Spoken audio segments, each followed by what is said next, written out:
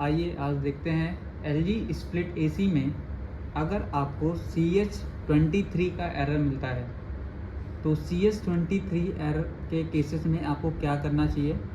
CH23 के लिए आपको सबसे पहले ध्यान देना है कि आपको CH23 कहाँ कहाँ मिल सकता है। CH23 आपको इंडोर डिस्प्ले पे भी मिलेगा और आपको आउटडोर PCB पर भी मिलेगा। CH23 जो रहता है वो आपको इंडोर के टेम्परेचर सेटिंग जहाँ पे टेम्परेचर नंबर शो कर रहे होते हैं वहीं पर आपको यहाँ पे CH23 शो करता है। इसके अलावा वो आउटडोर PCB पर भी ब्लिंकिंग कर रहा होता है। तो आपको आउटडोर PCB पे जैसे चेक करना है तो क्या कैसे करेंगे हम। ये आउटडोर PCB है, इस पर अगर आप देख पा रहे होगे तो वहाँ पे ब्लिंकिंग हो रही है। ब्लिंकिंग को पढ़ने का वीडियो हमने चैनल पे बना रखा हुआ है, वो आपको वीडियो चैनल पे मिल जाएगा।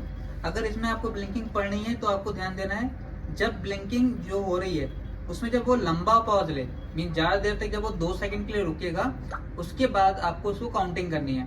तो पहली बार जब वो ब्लिंकिंग करेगा वो इकाई अंक में काउंट होगा, उसके बाद दोबारा जो ब्लिंकिंग होगी वो काउंट करने है आपको दहाई अंक में। तो जैसे लंबा पॉज लिया इसने, जैसे लंबा पॉज लेगा, अभी लंबा पॉज लिया, एक बार दो बार, ये इकाई अंक हो गया, 1 2 3 दहाई अंक। सेम वही पैटर्न फिर से करेगा, एक बार दो बार, ये इकाई अंक, 3 बार फिर करेगा, 1 2 3 बार, तो ये दहाई अंक हो गया, मतलब CH23। इस तरीके से ये आपको आउटडोर PCB पर भी मिलेगा। तो इंडोर पे आपको डिस्प्ले पे लिख कर आ जाता है बट आउटडोर पे ब्लिंकिंग आपको पढ़नी पड़ती है।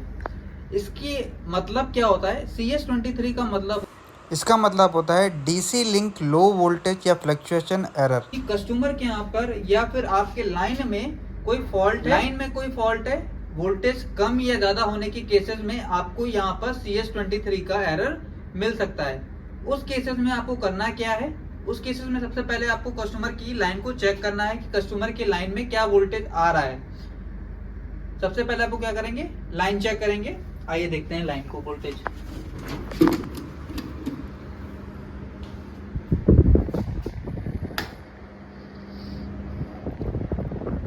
इस तरीके से आपको लाइन चेक करनी है कि कस्टमर के यहाँ पे लाइन में क्या वोल्टेज आ रहा है। और लाइन को चेक करने का एक सही तरीका क्या होता है, मिनिमम आपको 30 से 40 सेकंड तक मिनिमम आपको मीटर को लगा के वोल्टेज देखना है कि वोल्टेज कितना फ्लक्चुएट कर रहा है। कई बार ऐसा होता है कि आप मीटर को लगाते हो और तुरंत हटा लेते हो तो आपको वोल्टेज उस समय का जो आ रहा होता है वो तो आपको पता चल जाता है, बट कितना फ्लक्चुएशन हो रहा है वो आपको पता नहीं चलता है। आप मिनिमम 30 सेकंड तो आप वेट करो। अगर आपको बहुत अच्छी तरीके से चेक करना है तो मिनिमम आपको 2 मिनट तक वोल्टेज को प्रॉपर फ्लक्चुएशन चेक करना होता है कि 2 मिनट तक कितना वोल्टेज फ्लक्चुएट कर रहा है वो आपको पता चल जाएगा। अगर यहाँ पे वोल्टेज सही आ रहा है, वोल्टेज के बाद आपको क्या ध्यान देना है कि वोल्टेज चेक करने के बाद आपको आउटडोर PCB पे जाना है, आउटडोर PCB पे जाना है और यहाँ पे जो रिएक्टर लगा हुआ है इसके कनेक्टर को रिमूव करना है।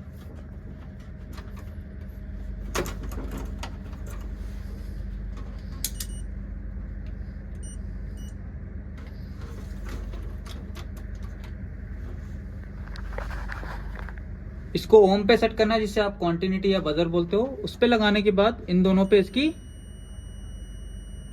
वैल्यू चेक करनी है कि यहाँ पर ये बजर बज रहा है, मतलब ये शॉर्ट है, आपस में ये शॉर्ट दिखाना चाहिए। अगर यहाँ पे ये ओपन आ रहा है, यहाँ पे अगर कोई वैल्यू नहीं आ रही होती तो इसका मतलब ये रिएक्टर खराब हो गया है। इसकी वजह से भी आपको CH23 का एरर मिल सकता है। इसके साथ साथ अगर ये सही बता रहा है तो उसके बाद भी अगर आपको CH23 का केस मिलता है तो मतलब है आपका आउटडोर PCB फॉल्टी है। उस केसेस में आपको आउटडोर PCB रिप्लेस करनी पड़ेगी। जैसे हमने अभी आउटडोर PCB रिप्लेस कर दी, उसके बाद हम इसको चालू करके देखेंगे कैसे काम करता है ये। इस AC में इनपुट से इशू नहीं था, इसमें इशू था PCB फॉल्टी थी। इस कंडीशन में हमने PCB रिप्लेस करी है और इसकी प्रॉब्लम को सॉल्व करा है और CH23 इसमें सॉल्व हो गया है। आपको बस एक चीज़ का ध्यान देना है, जब भी आप यहाँ पर CH23 मिलता है उस कंडीशन में आपको एक चीज़ समझनी है, CH23 DC link low voltage error का एरर होता है। जब कस्टमर के यहाँ पर हाई वोल्टेज फ्लक्चुएशन होगा तभी आपको CS23 का एरर आपको मिलेगा।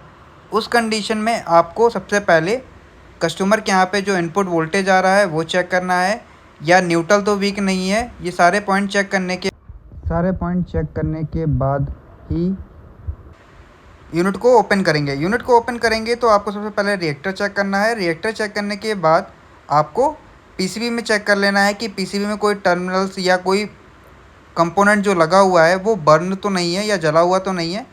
आपको वो चीज़ फिजिकली देख लेनी पड़ेगी। आपको CS23 का सलूशन इस तरीके से मिल सकता है।